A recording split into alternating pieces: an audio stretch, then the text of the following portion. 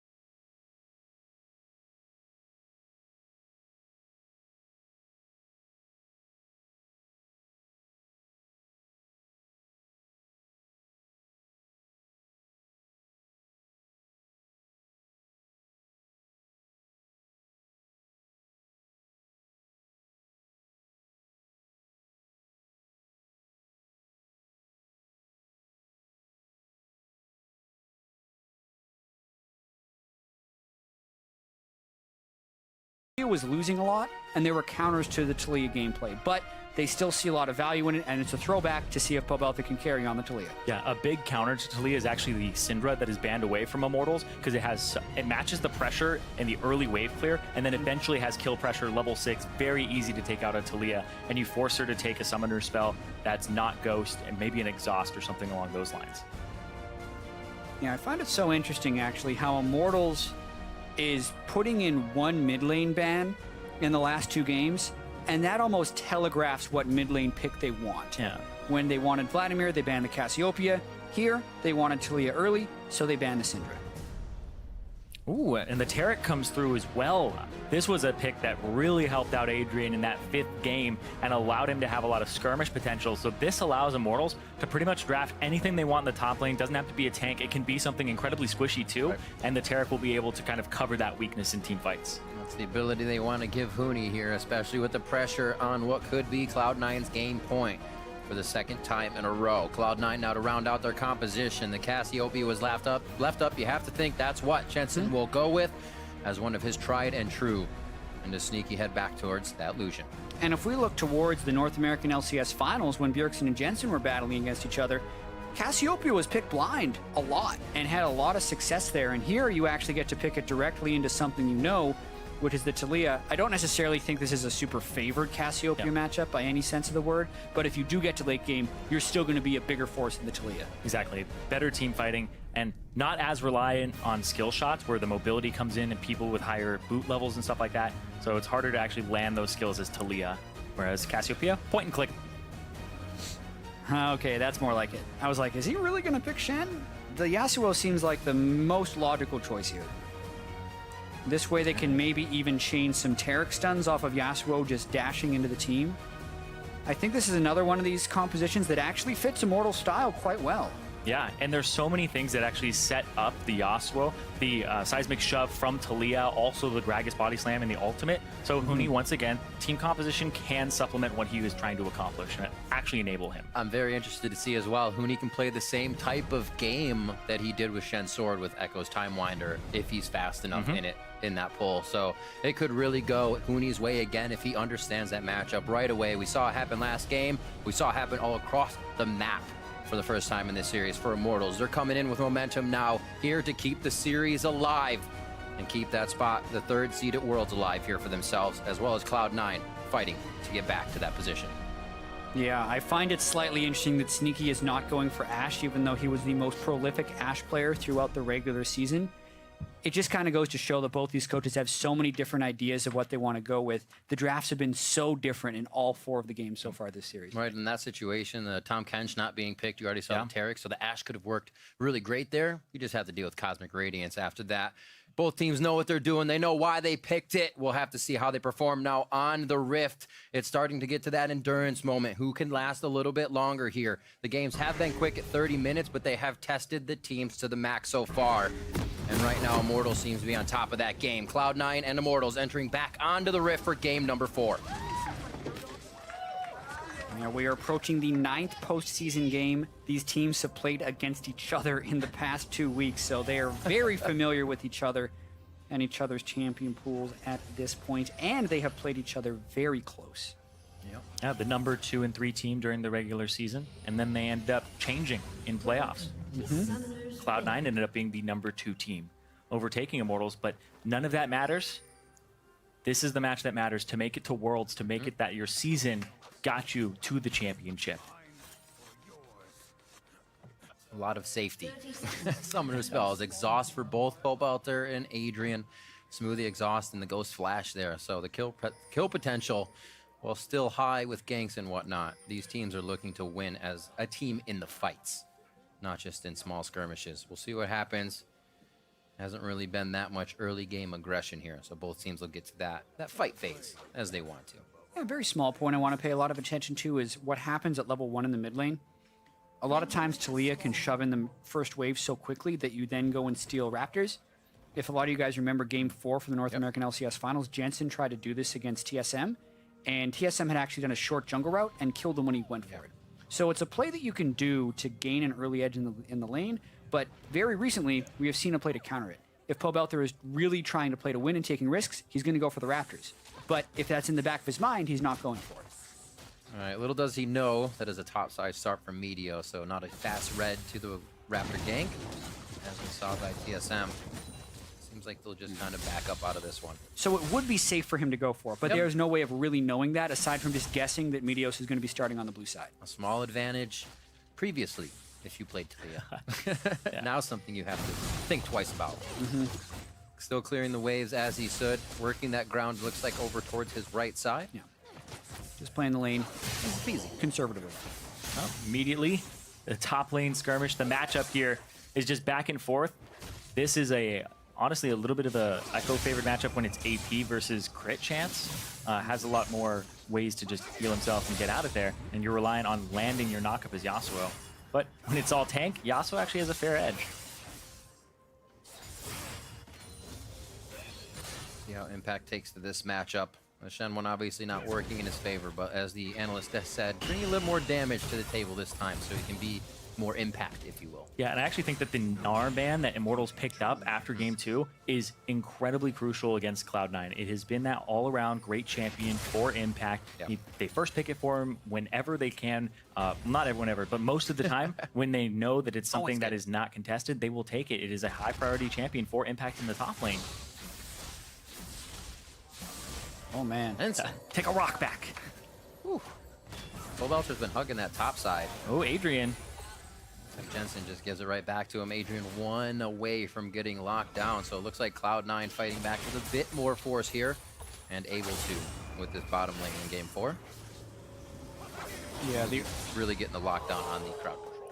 The early laning phase, though, for the Yasuo and the Echo isn't really much different than if they were still the assassin-type builds that we used to see matched up in the mid lane.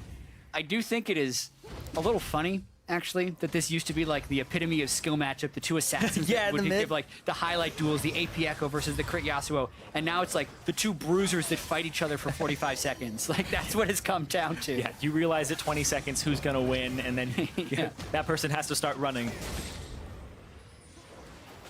Teleport can move really faster. early on, yeah. To save this blue for the Rek'Sai. Not much different than teleporting to the turret. He's going to lose a few creeps, and now if he gets chunked out, that'll really hurt him. He's going to have the shield and the stun up here. Actually, a flash in for Meteos. They think they can fight back on this one. They have the damage onto Huni. He has to watch out for Grump aggro as well as any other aggro. They both peel out of that one, but Summoner is spent on both sides. And this is a kind of big, too, because that's both summoners from Impact, whereas Huni still has the teleport, still has his flash available, and it's a healthier Reignover who can still invade the jungle. Yeah, and this is Gragas trying to go in onto the Rek'Sai and doing it successfully. This will also extend his blue buff, which can really power his clears, and maybe even give him a decent CS advantage over the Rek'Sai. Adrian? That is going to be a hit. He gets the heal out, saves himself. Beautifully done. And Wild Turtle held his heal as well, so good composure there. A little scary. They don't even have to blow any summoners on that. He still has the exhaust if they do go for the dive, so that'll stave off C9. Impact having a bit of trouble in this lane, but more so, Huni's just aggressive. The CS still looks all right. Yeah, Impact had to use all of his corruption potion stacks just to stay, and then he realizes he's gotten harassed out so far. He's going to lose a lot in that top lane and be in a pretty large deficit. A little bit like I thought was going to happen to Immortals there with Adrian being low, but they've actually been able to stave that off and keep Wild Turtle in lane with what looks like a pretty easy recall back for Adrian. Yeah, and this is a wave that's freezing towards Huni. So not only does he get to even have the option of pushing it to the turret and denying CS, he can just have this freeze on himself. The invade from Reignover that prompted the teleport from Impact has some pretty far-reaching consequences in this game, because not only did we actually get the steal for Reignover, it applied the teleport advantage and is been a direct consequence for about 15 unanswered CS on Huni. It's essentially equivalent to a kill. Yeah. Oh, you can also see this game, just for the Yasuo players, maxing E first instead of the Q, which he was maxing before. Right.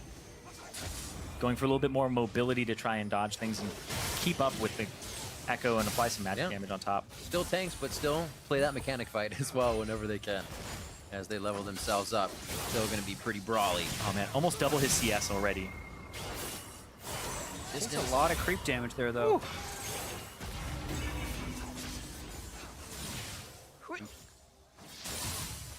That's going to get pretty volatile up on the top side. Reignover level up on Meteos right now, so we may see something crazy happen here as he heads towards that. Krugs is down, so he's going to be seen by this ward. His Impact says, getting a little too aggressive without vision. It slows him down. Reignover coming up top because the level 6 happened for Huni, but there is a pink ward here, so gonna deny some vision from Impact, but still pressure on this top lane in favor of Immortals, and that's a big boon for them. That's where they need it. And if you think back to the series where Immortals ended up losing it to Cloud9 in the semis, it's because they couldn't get pressure top in a lot of those matches. Yeah, and it's the Mortals you are used to seeing, although Huni gets interrupted on his recall. Nice prediction there by Impact, because they had cleared the wards in that brush, and Huni was trying to get that early recall off. He needs to go back to base to convert his gold advantage over Impact. Echo does have a good, easy time pushing this wave in. It is a cannon wave, so he'll probably lose 2-3 creeps. Didn't have too much. Only grabbed himself a ruby crystal, but it's getting there. Takes time to let that wave pile up as Impact pushes it in. Actually teleport down, so he may lose a good bit here as it crashes in. Mid lane 75 to 62 as the tier continues to stack up for Jensen's side, only at 144 right now, but keeping Polebelter at his turret to prevent him from doing a little roam walling. Yeah, and I'd say that's a pretty good laning phase so far by Jensen, especially when Talia would have had the option to shove in a little bit at level 1. Polebelter's itemized defensively, Jensen's kept him pushing it. And they know that he's going for this. They saw him with the ward walk over here, and it looked like it was a possibility for Meteos to try and make a play in combination with Jensen, but they decide not to. And there he goes, just walking up. And we talked about when Meteos was keeping even with Rainover, with Gragas versus Nidalee. It's not quite as impressive that the Gragas is ahead of the Rex side, but it is still a little surprising. Ooh, flash play here. Got the Bastion go back. They get a good stun. Meteos comes in. No Cosmic Radiance here. Wild Turtle can't even get back to ult. He doesn't have enough room. Will he be able to finish on Adrian as Sneaky gets that relentless pursuit with a few more shots, but it does not clear him out. They, however, pick up first blood. Yeah, pick up first blood. They had to actually use a lot to get that. The knockup from Meteos didn't hit Wild Turtle, so they had to spend a little bit more, but the exhaust did come through from Adrian. So overall, very good play there from Cloud9, which gives them an advantage. Still a great gank overall because they were able to get the summoner spells out as well as the kill, and they also strike exactly when they needed to, right before Adrian hit level 6 on Tarek. It'll also probably give him this Ocean Drake. Oh, walls Meteos off in the pit by himself. It's like old. It's like oh, no. Oh, he used the disengage, and Rainover has a mana. Adrian over the wall. Remember, there's still no ult there for him. Rainover as well. Sneaky's going hard on this one. He's going to get the kill on Adrian. I don't know if they have the guts to go for Rainover here unless Meteos is close enough, and they are going to start hovering. Got to watch out for Turtle. What was Immortals thinking going for that harass there? They'd already lost the duo lane. The Drake was all but taken. Pobelter didn't even arrive. And they're just meandering into the pit with Rainover and Adrian. It gives a kill back over to Sneaky. We'll see it here again. It seems like not having Meteos gave them too much sense of security. Yeah, that's a really strange play there from Rainover, because that ultimate is his disengage. He runs out of mana, doesn't have enough for body slam immediately. It just comes up after, so he's forced to use his flash to get over the wall. And then Adrian walks up and ends up dying. He's trying to support his teammate, but nope. Ends up going down and giving another kill over to this Lucian. Yeah, that is really tough for them. They'd been able to accumulate a very small advantage on the top side, but yeah, starts with a good gank and then ends with a bad play by Immortals. Whatever advantage they had in the laning phase is long gone. Yeah, and Ocean Drake goes over as well, which will help the laning phase from Cloud9. Is definitely a big thing for Echo top lane. You don't have to back as frequently. He spends a lot of mana clearing these waves. Ooh. Very nicely done. Actually got the phase dive in to enter goal, if you will, goal side on the turret, get himself towards Yasuo. So it seems like Impact is actually kind of adapting to that situation, unlike he could with Shen's sword. 72 to 82 still there. Huni keeping into the top side. Actually had teleport for that fight in the bottom. Would have been even worse though if he would have lost lane to that, and then the result of both, or just, sorry, Rainover dying, or I should say Adrian. And now back to lanes. First turret still yet to go down. A lot of gold could just fall into someone's pocket very fast. And Immortals was able to utilize that last game and really catapult themselves. I don't know if that's going to be the case here. Impact just applying so much pressure in the top side now, despite being at what was a 50 to 30 CS deficit early on in the game. And able to keep the pressure up too, because he just ults straight back to lane as Huni has to clear the wave and recall. And he interrupts his recall again, so Impact gets a clean base off, and then is still able to get back to disrupt Huni. That's just going to continue to keep Huni at his turret. And Huni realizes he's going to have to try and clear this wave during that time. He's not going to get a clean recall for himself and may have to burn his teleport to get back, unless he gets jungle assistance, but he can't go topside. Rainover is occupied in the bot lane, because that's where Meteos has been hanging out. Yeah. Unless Huni gets some help up from Rainover, I almost feel like when he recalls, he will lose the turret. So he has to sit on those items for a while. He's going to get his recall off here, but that's a full wave. He'll have to use his teleport. I just realized he still has his teleport. Yeah. But he's then going to opt into a teleport deficit. And you can see the CS being caught by Impact very quickly. Yeah, I didn't see that ward. He's having too much fun surfing. Yeah. That's a really early upgrade by Jensen for the blue triangle, trinket. yeah. Yeah. Pobelter doesn't think to check. It's going to stop his roam's top lane, too. Might be seen by Rainover as they come down. Oh, yeah, Impact's playing that really well now. Getting the 3 proc off onto Huni and Huni's wind wall. Not doing exactly what he needs it to do in these. And here's the thing as well. In this top lane matchup, Huni has actually wasted so much time because the way that you punish the Echo is his ultimate is down. And then you back, get an item advantage, TP back in lane. You have the possibility of maybe killing him. But now, you're going to have to go for a flat kill while he has that ultimate backup. And Hootie is sitting on 2,000 gold. Yeah. His recalls have been endlessly delayed here, so like even though he's able to get his CS up, they don't actually have kill threat impact. So I think the reason Reignover's up here is actually to prevent Hoonie from having to burn his teleport to get back to lane. He wants to shove it out, find a recall position, get there, and then be able to walk back to lane. Yeah. Stopping the possibility of a freeze or a hard push and making sure he can clear this wave and then get a nice recall off. But he needs to run really far back because he's had a couple Pretty of scarred recalls. Yeah, there we go. He can see where impact is. Make sure that he's not coming. Ash Arrow, not even in the game. Stop him from backing. Another quiet game now, 14 minutes in. A little less action than we saw last time. More like the first game. So invade this on the could blue. explode. There's the TP from Hoonie. As I say it, let's see the action. Ding ding goes the bell. Blue is going to go over. That is Reignovers as he smited it down. Bastion's going to lock down Smoothie as the rest of the team gets in. They're actually piling the health bars in, but the AoE is huge from Immortals. That swings back around with Impact's damage as he takes down Reignover, and now it's 4v1 on Wild Turtle. Impact may stay alive. There's a burn, but he will. And now Jensen starts to push forward here. Cloud9 scattering hard enough that Immortals couldn't finish off those kills. Wow, what a massive fight right there for Cloud9, because it looked like that was how Immortals could get back into the game. Hootie finally went back with his 2k plus gold, finally bought, and then could teleport immediately into a fight where it seemed like they'd section Cloud9 off, but the fight just doesn't work for Immortals. Adrian dies before his ultimate completes onto him. C9 just seemed to all get away with very low amounts of health. Let's watch this one more time. The Wild Turtle throws all of his shots out. They're hitting Smoothie, and Sneaky is the one who goes after Hoonie. So Hoonie, 2,000 gold spent, whatever. This 3-0 Lucian is zoning him from the fight. Impact able to get his ultimate off and get another kill, and that whole top half of the fight, they're trying to weave spells in there, but Jensen just does so much already, and Hoonie... Oh! Only so healthy. That was his last breath as Impact takes him down. 30 seconds on the clock now, and again, that lane swings in favor of Impact. Yep, that double buff as well as having 4 stacks already on his Dark Seal. He's starting to get to the point where you're considering him a Jais.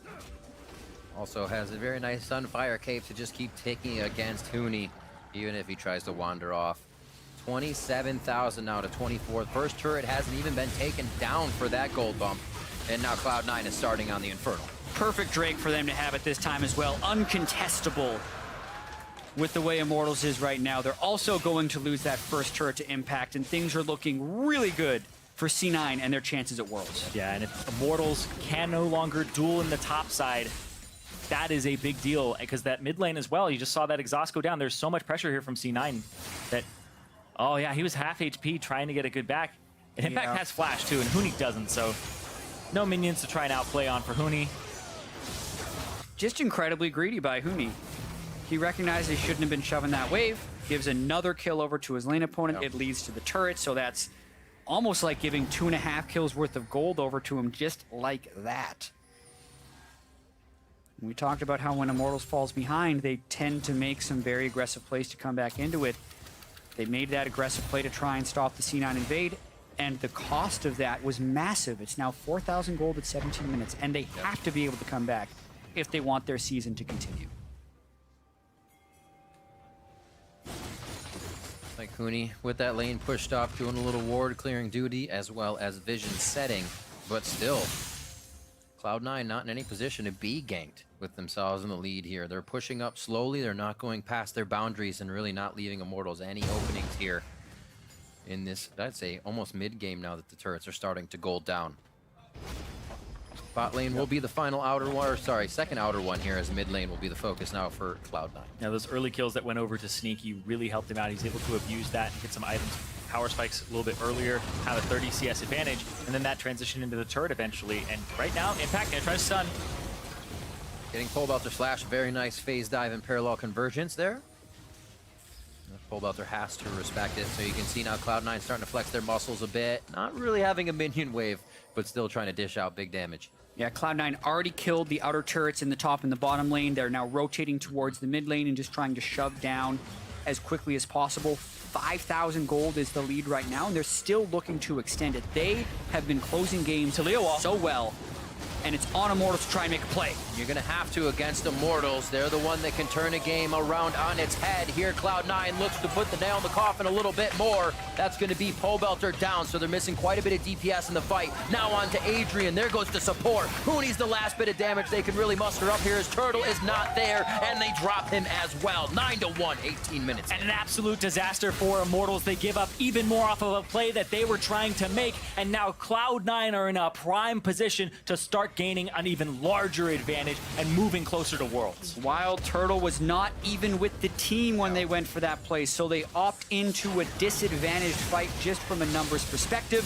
The outer goes down, the inner goes down, 4 turrets to 0, and a gargantuan lead for C9 in a clinching game to go to Worlds. Pobelter had used his flash previously. He ends up using his Weaver's Wall to get in. Jensen actually shows up here. You think he's sectioned off from the fight, but nope, he comes in from the side. He's actually going to flash over the wall to join in, hits both Rainover and Hooney with his ultimate, so they can't continue on to Meteos, and by that time, it's already Pobelter dead. The Cosmic Radiance can't go off because Adrian was a little bit late to the fight in the first place, and Immortals seemed like they weren't all on the same page. Yeah, Jensen and Impact did a bunch of work in that fight for C9. At the beginning of that sneaky and smooth, they were actually in the blue buff of Immortals. They ran all the way across the mid lane to make it in there to finish off the fight from them. So at the very onset of the fight, Immortals did have a numbers advantage. They just didn't have the damage to deal with Jensen's Cassiopeia and Impact's really strong Echo. Also just kind of saying, oh my gosh, Meteos, there's 1 or 2 here. Let's ult Meteos with the Yasuo ultimate. Kind of lose a lot in that as well, and they have no follow-up to it. Meteos was able to crawl out, and now Cloud9 are right back at the front line and ready to push against Immortals. 9-1 here with a dominating lead. There could still be a separation fight. There's a lot of conditions where Pobelter can create something that is big for Immortals here in a skirmish, but it's got to have to be almost perfect. Yeah, and they have to execute so cleanly, and they have to get over what is probably running through their heads, because they were the #1 team in the spring split, the #2 team in the summer split as far as the regular season goes, never even making a final, and 33-3 is their cumulative regular season record, trying to make it to Worlds. They might catch Jensen! This is one thing they need to start doing, is dropping C9 members so they can grab more control of the map, but now it's 1-for-1, and C9 start to push back a little bit harder. Immortals have to take position once again on their side. Yep, Hooney charging up his ultimate, making sure that he'll have those Qs ready. And Immortals strike swift and hard. They pick up Jensen, but they give up Rainover in the process, and they need fights kind of like that, but that's the right idea. Yeah, a net neutral isn't a bad thing for them when you're 8,000 gold behind, but when they extend their main playmaking spell and still have Rainover go down for the trade, it's not going to help them get back in the game. It's also a testament to how much Cloud9 has been able to improve. They were the 3rd place team in the regular season, but they lost in the quarterfinals in the spring. They make it all the way to the finals in the summer. They destroy Envy yesterday, and then they have to go up against Immortals, who, as we keep saying, throughout the majority of the regular season, it was almost an afterthought about, oh yeah, so Immortals are going to go to Worlds, and who else is going to go to Worlds? But now it could be Cloud9 over Immortals. Even then, it was like MSI. All right, Immortals looks really strong coming into MSI. Oh wait, gets knocked out. Maybe the same story here for Worlds. And you think about Cloud9's journey like you were talking about, the team didn't really have a lot of coordination. They've come together, and even on top of that, Cloud9 have really shored up a lot of their weaknesses. They were one of the lowest cumulative kills per minute team in the league, #9, and they got it together, and they're able to play the style that Immortals is trying to play, where they can be brawly and they can have early advantages, and they play proactively now. It's something you need to have as well, because closing out these games is exactly what you're going to need to see from these teams at Worlds. It's something that usually always plagues a team at one time or another, where it just goes too long and you're not able to close it out. Here, we're going to see if that can happen for Cloud9. Immortals, as we said, still in a position to make something happen for themselves. 8,000 gold lead looks pretty good for C9 right now, though. Yeah, already being able to down the 4 outer turrets. They haven't allowed Hooney's Yasuo to get going. Both of Pobelter's Weaver's Walls have backfired, and Sneaky is 5-0. So all of those things are very beneficial for Cloud9, as they will most likely start baiting around Baron. Yeah, the 7,000 gold lead is about the time where you would want to do that, regardless of the time on the in-game clock, and they've had Drake control the entire time. And there's just been a lot of flubs here from Immortals. Rainover going in on the Drake and trying to steal it with a barrel, and then having it backfire onto Adrian and blowing a lot of summoner spells. Cloud9 have been punishing summoner spell usage very heavily in this matchup. Throughout the series, they've been able to catch Immortals out of position in all games except Game 3, where Immortals had a pretty strong bounce back, but it prevents Immortals from being able to group up for the positive plays. Currently, though, most of Immortals' summoner spells are up. It's just they don't necessarily have the items they would need to try and pull off the play. Still waiting for the heavy use of exhaust in these fights. It could really throw Cloud9 off if they think they're going to be finalizing kills and go too deep, because against this composition, that's how you get locked up, and that's how Turtle starts coming up with kills in Huni. Yeah, but Pobelter has had so much pressure on him from Jensen. We've seen him blow his exhaust in lane multiple times already because the Cassiopeia just looks like he might flat out kill him. The threat is becoming very, very big. Immortals are kind of having to react here as Cloud9 pushes on them a little bit harder.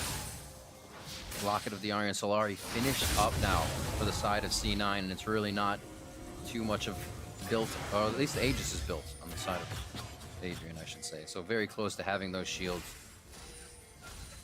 Everything they can get in these fights is going to be huge. Cloud9 only pressuring down more. No, if Impact's going to get this one. Gets himself in a bit of danger here, and he's going to try to walk his way out. No teammates to help him on this.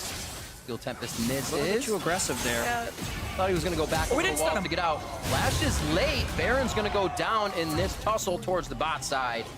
Very empowered recall. Done. And now he gets out. Oh man, Impact with a cheeky play to invade. Doesn't even die. Gets the flash out of Huni. Meanwhile, all of C9 doesn't even need to worry about baiting around Baron. Really nicely done. And it looks like Pobelter once again had to use his exhaust. If he got jumped on at the blue, wasn't expecting that, and then ended up having to blow his summoner spell when he got chunked to half HP. He also had to kind of abandon the scene of the crime and back up. Thought he might die there, whereas Huni maybe could have used a little bit of help, but the Baron was being taken simultaneously, and that's something Cloud9 have used a whole bunch. As soon as more than one person is on Impact, you can go take an objective, no problem. He's really good at stalling and wasting your time. It's also one of the big strengths of Cassiopeia, just the massive damage per second on Baron, even without a Mountain Drake, which will not spawn in this game, since we have the Cloud Infernal and Ocean Drake already.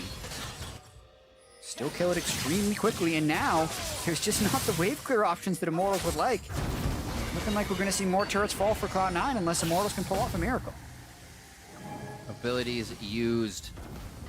As Immortals is a little scared here of the pressure Cloud9 is able to put on. Those world streams just a few hanging threads away here for Immortals as they try their damnedest to hold on. Yomu's being thrown off, seeing if Sneaky can get anything out of Immortals. It looks like they are happy to just stay and stop the siege for now. Again, this top lane fight back and forth. It may be going in Impact's favor this time, and he does take down Huni. That's free time. That's what Cloud9 was waiting for. They don't even have to wait for the pressure. It's taken to Immortals. Pobelter's going to try to finish what Huni started. Does he have it? Parallel convergence? No. Not going to be able to come out and help him. That Pobelter pulled away, however, and they're on the inhibitors. Yeah, maybe more. Rainover getting locked down. They tries to throw down the Cosmic Radiance, but it's too late, and it doesn't get Turtle either. He goes down, and it looks like Adrian is left alone here as Pobelter has to get back from the other side of the map. Adrian close to going down, and so is their Nexus. And they might be going after these turrets right here. Sneaky flashes. Cloud9 getting in, means so much to them and the members of Cloud9 to get back to Worlds with this new squad. They're trying very hard, but no, this may not be the moment. They'll have to take another chance. Huni TP. He's trying to actually get more off of this, but nope. Yeah. TP's in and just runs away. He can't do it. The ward was not even nearly deep enough. It seemed like C9 was a little impatient there. They wanted to get on the plane. They wanted to start their boot camp for Worlds, but they didn't have minions. They had to wait. C9, they knew they had a 3 versus 4 on this one. They burst out Rainover before the Taric ultimate can hit. They get the stun onto Wild Turtle, and then they're just like, you know what? We killed enough people. Let's go for the win. Yeah. And Adrian, that was also an ultimate that did not hit Wild Turtle, and that's what prompted them to jump immediately on him because the Cosmic Radiance was down. And Adrian's ultimates in this game have been a little bit late because Cloud9 are striking so fast, either as a response or the proactive play that they're making. They're just eliminating Immortals from the map, and it's very hard to react with those few seconds before the invulnerability comes out. Cloud9, seconds away from possibly lighting that fuse they've been waiting for. It's going to be the Drake first. They have their head in the clouds in this 4th match. And they will now be making their way towards the inhibitors. 2 left for them on the mid and bot side of the map. It looks like they're going to force IMT, obviously, to fight around those inhibitor turrets to make this happen.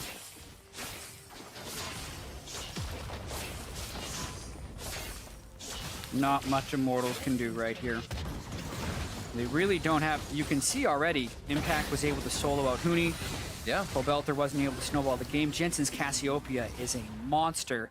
And that's not even talking about the guy with the most kills, Sneaky. Already with that mid-game power spiking build completed. Really looking to shred down Immortals. An inhibitor already down. They don't have the Baron, but that doesn't mean they're not looking to make a play. Yeah, Jensen very fed right now, as well as Sneaky, those 2 damage dealers very high up there. And then the split push build is online from Impact. Like, Immortals right now have a lot of work to do in terms of stalling. Yeah, the next Drake is Infernal. They could actually get their 5th Elemental Drake if they wait. Baron would only be a few minutes after that.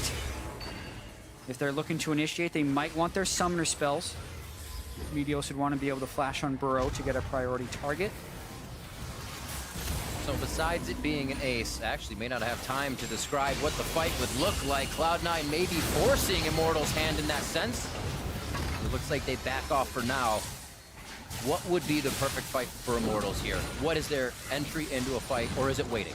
The perfect fight for Immortals is being able to kill Jensen before he can get any damage off. And it's even better if they can get Jensen and Sneaky in the knockback. But then the question with the knockback is, like, where's their actual follow-up burst afterwards? Because I'm imagining a world in which Reignover ults both carries backwards and Huni then ults on top of them. That might not actually be enough bursts to kill both people. If it was, though, that's the ideal fight. It pretty much has to start with Reignover, CC chain into Yasuo, into Taric, and just kill both carries right away. They actually do have a fair amount of CC here, and you can throw in the Talia and the knockback on that. And Wild Turtle, he actually has the largest disadvantage and discrepancy between himself and Sneaky. It's about 4,000 gold right now between the 2 of them, and he's the one that needs to be bringing that consistent damage in the team fights right now. So you're talking about maybe they'll kill 1. It's very hard to kill 2 with the state that the Jhin is currently in right now.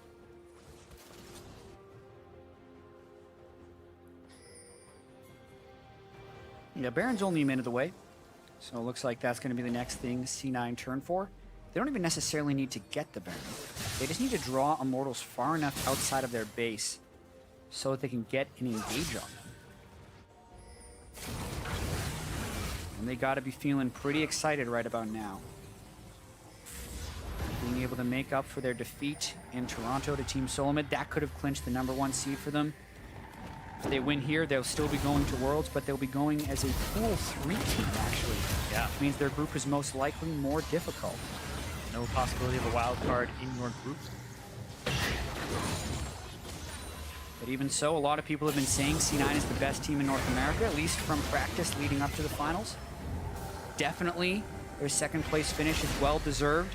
This is the 3rd place team, as we were mentioning earlier. They're playing against an Immortals, and if they can beat them here, super well-deserved, and they catch Pobelter. Meteos wants, oh my god! Pobelter gets melted, and the rest of Immortals can't even act on this fight as Cloud9 engage. You were saying they gotta catch him outside the base, and that's exactly where it happened. Anywhere outside the base is Cloud9's map. Wild Turtle calls down the curtain. They're going for the top inhibitor. There's no show to be seen. They're going for the top inhib.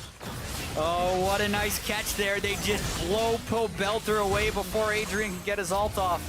Again, every single time, Cloud9 are going to try and go to Worlds again with this push.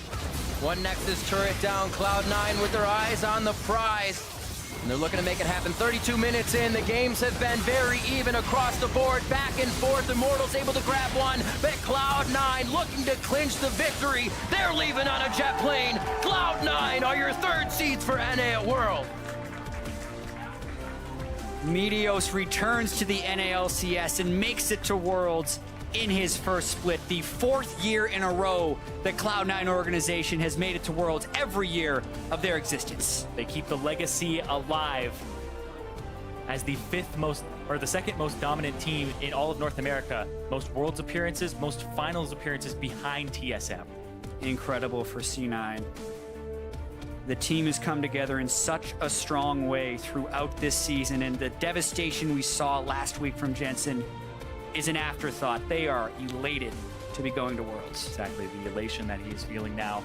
After that, in North America, we'll be sending the same 3 teams as last year, but they look very different.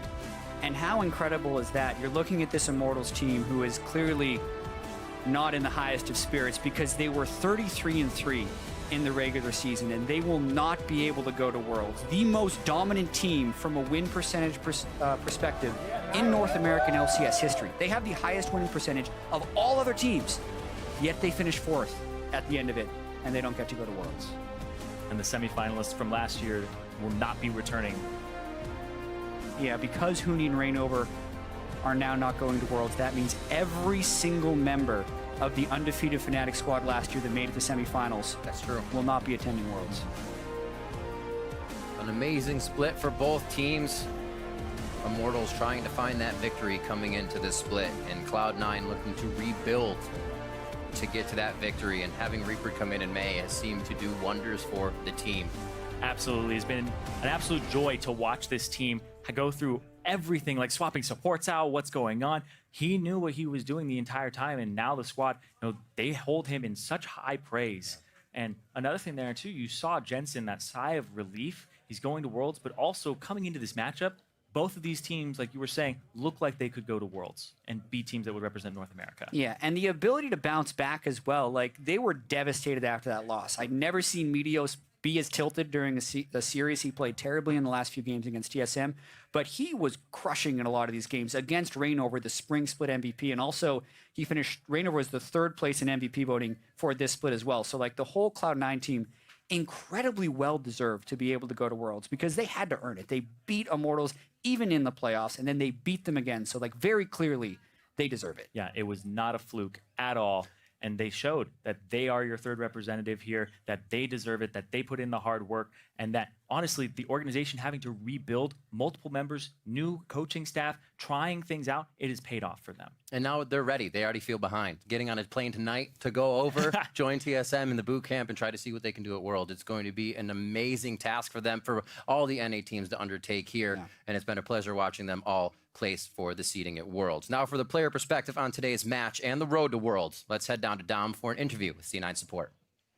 Thanks, guys. I am joined by Smoothie. First of all, congratulations on making it to Worlds. How does it feel to be able to follow up on the promise you made in Toronto? It feels really good. I intended to keep that promise, and it worked out. Yeah, it certainly did. So, obviously, as the rookie on Cloud9, making it to Worlds so quickly, what does this win mean for you as a player? I mean, I've been playing for a long time, and it just feels really good. I feel like I've at least met expectations for my team because they've all been to Worlds before, and they've all been really good in the past. And this is my first time I can actually shine. So it feels really good to meet their expectations. Yeah, well, certainly a great showing. And speaking of expectations, now you've made it into Worlds. Looking ahead, is there anyone you're excited to play against? I mean, obviously the Korean teams and like SKT, Rocks Tigers, and just RNG. I think a lot of their bot lanes are really, really good, and I just want to learn from them.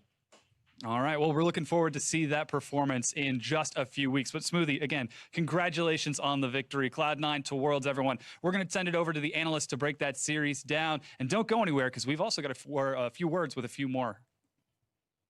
Thank you very much, Tom. That's right. We will have another opportunity to interview some other members of Cloud9 who just qualified as the 3rd seed, as I lose the paper, as the 3rd seed to the World Championships for NA here in 3-1 fashion over Immortals. In this 3rd game, right back to where they were at the first 2 games of the series, responding in kind to that Yasuo pick in the top line, top lane rather, the Echo much more impactful. Right, they just put, Impact back in a situation where he's able to make plays. It's not as much of a hang on to lane phase farm and then, follow with an ult. He can actually take over, and once he had a couple advantages, he started getting the solo kills back onto Huni. And they make sure they have a solid bottom lane. You have Lucian Braum able to dominate the laning Much phase, stronger. And it's so much easier to transition. And I think that they went into this draft, Cloud9, knowing that the Yasuo pick was a big possibility. And by taking the Braum and the Lucian, those are the two toughest AD carries for a Yasuo to deal with, because Lucian's so difficult to actually get on, the repositioning from his dash, and then Braum on top of everything. A Yasuo that is in melee range, as soon as Braum attacks you, you're probably going to die.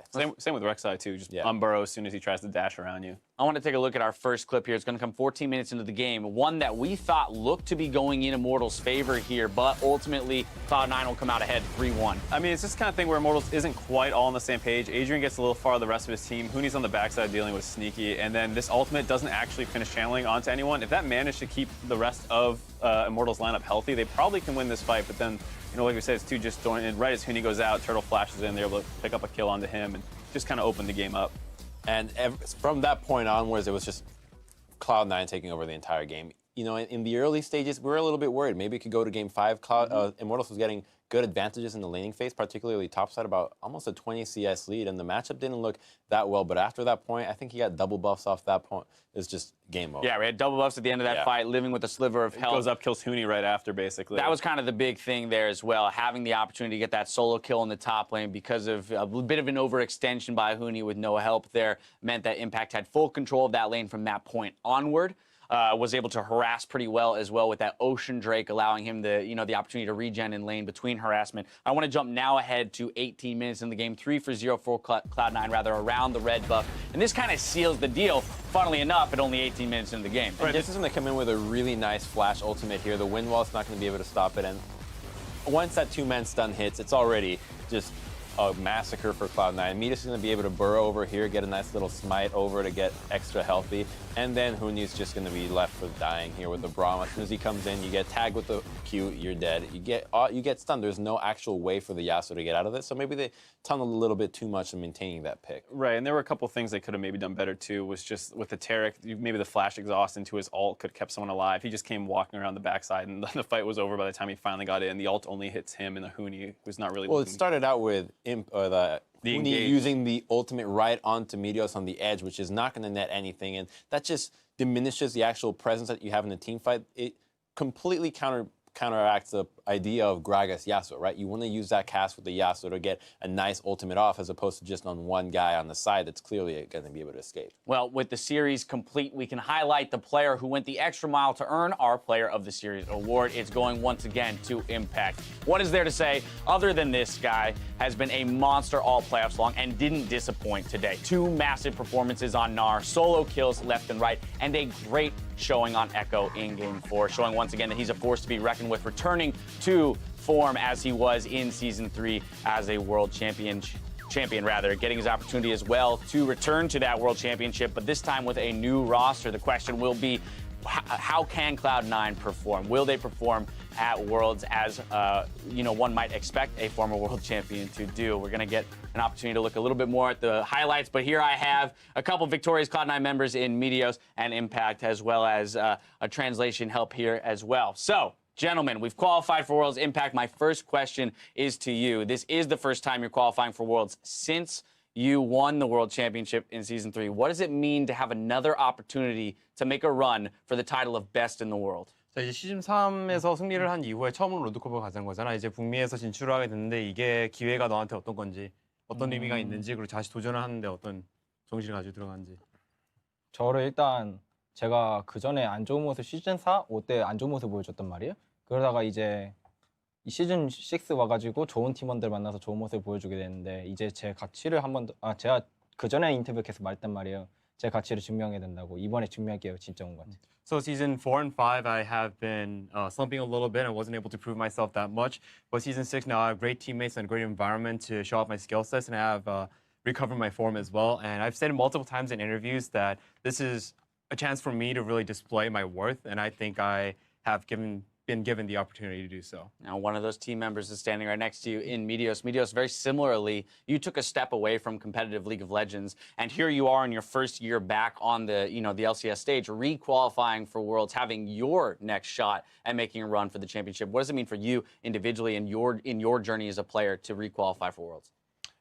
It means a lot to me. I think this is the first year where it feels like I really deserved the world spot. Before it felt like I was kind of along with the ride. Cloud9 was always just ahead of North America. But this season it felt like I really had to sort of like rediscover how to jungle. I was being punished for things I was never punished for. I had to learn a lot. I took some steps backwards to move forwards. But it means a lot finally qualifying. It feels like I worked really hard for it. And Let's talk about that journey then for you as an individual. We have asked you about that before, and you have had some, high praise for the organization that's around you. But I want to ask specifically, given the coaching staff, not just Reaper, but Robin here as well, what was it for you returning to the LCS? What was your major change, the major switch that kind of catalyzed your growth as a player this year specifically?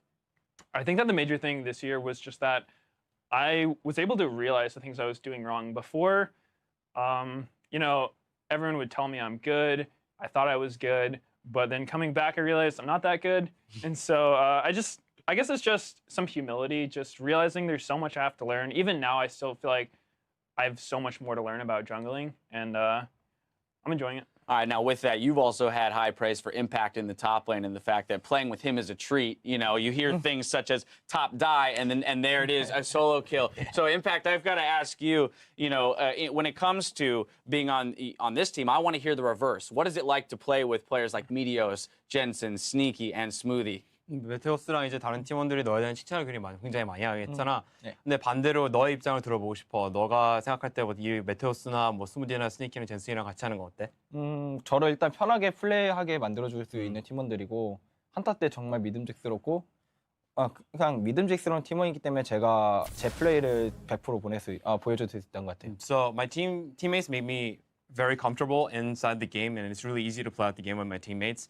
And I can rely on them and trust them both in team fights and in lane. So yeah, I think those are the key things to say about those guys. I mean, the teamwork shows through all of the gameplay. My next question is what's next, immediately for Cloud9? It's no secret that you guys are about to hop on a plane today and fly to Korea for a boot camp. But this was a decision that was made either win or lose. You guys were going to go to Korea either way. So I kind of want some insight, Meteos, on that decision, to make a stab at, hey, we're going to go and practice whether or not we're playing in the World Championship or not. Well, I actually don't think we would have went to Korea if we lost. It was the same thing as Gauntlet last year. Jack just bought the tickets in advance saying, I hope we win. Oh, okay. And, all right. Yeah, we couldn't let him down. Well, I mean, you got to think positive, right? You wouldn't want to walk in and say, well, who knows what'll happen, right? So I appreciate the candid response there. My next question is, within the actual environment of Cloud9, Meteos, you're one of the few pro players that actually does not live with the team. And I'm kind of curious about that dynamic because I think, so much of esports has evolved into this, there's team houses and you do everything together. What has it been like for you to kind of be a pro sitting on the outside of a team house, but still having to tackle the same challenges as any other organization in terms of coming together and winning as a team? I don't think that living outside the team house has negatively affected me at all. If anything, it kind of helps me focus because when I go to the C9 house, it's just all business. We scrim. We just have to work as a team. And then afterwards, I go home, have my own place, just get a chill, stream, do whatever. So I guess it's a good way of separating like the really serious practice from the not as serious practice. You get that moment to step back, reflect, and kind of internalize. Impact, when we look at Worlds and we look at NA as a region and how they stack up internationally, this year, we finally saw, for example, CLG do fantastically at MSI, being the second, strongest team at MSI. How do you feel North America as a region and the talent that we have here in TSM, CLG, and Cloud9 will perform at Worlds? 북미에서 세 팀이 가자. TSM, C고 CLG가. 근데 이 북미라는 지역이 이번에 MSI에서 성공을 한 것처럼 선사를 한 적이 있는데 이번에는 어떨 것 같아? 북미라는 지역이 세 팀이? 북미 팀이 팀 운영적으로도 발전 많이 했고 그리고 피지컬은 솔직히 그렇게까지 밀린다 생각은 안 들어요. 그래서 충분히 경쟁할 만할 것 같아요. So I think NA teams have improved dramatically in terms of their macro play, and in terms of mechanics, they are not that far behind either. So I think they'll do fine. All right, my last question to you, Impact, is that as you are moving on to the World Championship to compete for North America, I want to give you the opportunity to say anything to, the fans and supporters of Cloud9 and NA as a whole before you guys make your trip there. 북미 지역 전체랑 시구 팬들, 응원해준 사람들을 위해서 마지막으로 하고 싶으면 아무거나 한마디. 답달. Top die. I love it. All right. Medios, anything to add there to, to the NA fans, the greater NA fans out there before Cloud9 makes their trip to Worlds? Oh, well, I just want to say thank you to the fans because our split wasn't the cleanest. We had some rocky moments, but I feel like we've worked really hard, and there's been a lot of support behind us. It feels really good. Even when we lose, everyone's saying you'll get them next time. So just a big thank you to the fans. All right. Well, you guys much-deserved qualification for Worlds. Once again, I want to thank you, Medios, Impact, and Robin for help on the translations, and wish you the best of luck in your Worlds run. Now, as we bring our analysts back onto the desk with the NA Regional Qualifier complete, we can finalize our roster of World Championship contenders. 3 teams from each of the 5 premier regions have qualified. 2 teams from the IWC. You can see here the pools on your screen. Rocks, EDG, Flash Wolves, and TSM all at the top of the pack with their first place finishes, and Splice, Cloud9 joining Pool 3 today. Worlds will start with 4 total groups, 1 team from the top and bottom pools, and 2 teams from that Pool 2. So, gentlemen, now I turn back to you. We've got our 16 teams locked in. How are you feeling about this with the seeding involved? Spicy tournament. Yes, Pool 2 looks crazy because, as we know, Europe lost their spot in MSI, so you see G2 in there. Exactly. With the other people like SKT. It's an insane-looking Pool 2 when you're normally used to seeing, like, the very best even there's so many good teams. Even now. Pool 3, you have Splice and Cloud9, both of which went to the finals. So technically, they could be the second best team in the region. And the pool might be a label that is not necessarily indicative of the skill of these teams. Very much so. And then you look at things like SKT being the 2 seed out of Korea, yet they lost to KT. KT loses to Samsung. And so in terms of relative power there in LCK, with those teams coming out of that region, I think it's very hard to judge exactly where everyone stands. So really, I think it's just shaping up to be an explosive group stage because it isn't necessarily so cut and dry. Right. I mean, usually you see Pool 1 is like the clear-cut best teams in each These region. guys will all go to the quarterfinals. I mean, that might not it happen. could very well be the only Worlds that you look at and be like, this guy is a massively clear favorite in this matchup because it's such a developed style that all the regions have adopted that a lot of it came from mimicking kind of Korea, making sure that they are up to par in the actual macro. And now that the macro is kind of there, as Impact had mentioned, how do they stack up? This is kind of like the first time where we get to see these teams compete on as close of a playing field as it's ever been. And I think the thing that people are going to get really excited about is the fact that we see a lot less lane swaps now, basically none. So you'll see these individual matchups where you get to see just how good is Impact, not how well does the team move around him. Is he a great team player? It's can he actually just stomp everyone at Worlds? Because no one seems to be putting up enough of a fight. Well, so let me ask you this, and it's unfair of me to ask you this because we don't have evidence. But I will ask you the same question I asked Impact in that, okay, NA talent, went to MSI, put up a great showing, second. Here we're moving into more international play, obviously with no international play evidenced in the last 3 months. How do you feel, objectively, from your position, how do you feel the talent in NA across TSM, CLG, and Cloud9 will stack up against? I think at least semis. I think NA can make semis this year. I think that's pretty safe. I haven't watched a ton of the other regions, but there's one thing that I like, and it's that they really seem to know what they want to do, like most of these top teams for NA, and I think teams like C9 that let Impact just be a monster all the time. They have these like really well-developed play styles, and it's just about how they match up. I feel like clarity is a good word there, where all of a sudden it feels like NA teams are operating with some sense of clarity around the map, right? We actually see conscious decisions to make rotations and create advantages, where in the past it's been very much in a reactionary style. We're moving from a fiesta to an organized dance. There it is. Yeah. This is a choreographed dance, no longer a clown fiesta. All right, well, with all of our Worlds teams, we'll face off starting September 29th. But first, we'll need to distribute them into groups. They will get their chance to prove just how good they are against the world's best. Rush Tigers take it! GG! Welcome to the G2 era! And they are going to get a spot in Worlds again! Now, the 2016 Worlds Group Draw Show will be broadcast live from Los Angeles on Saturday, September 10th at 11 a.m. Pacific, where the 16 teams who have won their way into the World Championship will discover their opponents in the San Francisco group stages. Now, be sure to join us for the festivities by reserving your seats today. Some tickets are still available for the group stages and semifinals in New York. So head over to lolesports.com/tickets to secure your spot to the World Championship. That's going to do it for us on stream, but Zyrene will be hitting Facebook Live with Sneaky for a Q&A in about 5 minutes. So head over to facebook.com/lolesports and bring on your questions. That's a wrap in NA. So on behalf of myself, the casters, the analysts, and the entire live broadcast crew, thank you for watching, and we'll see you in San Francisco.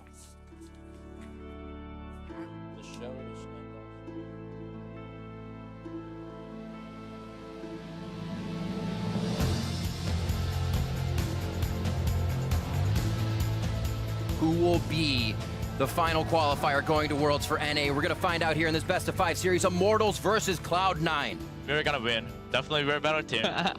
We got this. We're going to see Adrian going down. The Tempered Fate does not help too much. And they are on to Smooth. The Immortals now losing. This is huge for Cloud9. Get on Rek'Sai. Rek'Sai stuck. Echo's in the pit. Careful. Kite. Yo, Baron's really low. We can finish it. We can finish it. Great hit up from Rainover, but can the rest of the team follow? That has been the question. He is a focus, and he goes down immediately as Pobelter finds himself left alone on the front line. Another one. A triple goes to Sneaky. So what are you doing here, Meteos? Make up your mind. He's putting pressure on a Pobelter. Whoa! Wait a minute! This was planned out forever! Why did Pobelter stay? They're just trying to finish the job, but Impact looks like he wants to finish the job. Curtain call pushes out Huni. That's the ultimate, so he's looking for a target. He actually has the back line right in front of him, but the team can't engage. Turtle and Rainover getting pushed away. The flash body slam into Turtle. There's the teleport from both teams. Meteos and Rainover on the backside. In and out. And there's the hit. That's going to be Adrian going down along with Rainover. Cloud9 getting pushed into their base. And this is Pobelter going hard on the flat. Mouse. We got Mouse. Hey, look at Shen. Look at Shen. Grang SG. Don't let me over the wall. They enter Cloud9's base 3 minutes early of both of Cloud9's wins, and they look to finish this one. They aren't leaving without a fight. Bastion's going to lock down Smoothie as the rest of the team gets in. They're actually piling the health bars in, but the AoE is huge from Immortals. That swings back around with Impact's damage as he takes down Rainover. I flashed over. We can buy. We're coming up. I'm telling you. We'll be there in 10 seconds. They're Terra ulting. We'll be there in 5 seconds. Coming over. Rainover getting locked down. They tries to throw down the Cosmic Radiance, but it's too late, and it doesn't get Turtle either. Talia. Talia's dead. Terra Flash. They're leaving on a jet plane. Cloud9 are your 3rd seeds for NA at World. Oh, woo! Feels good, man.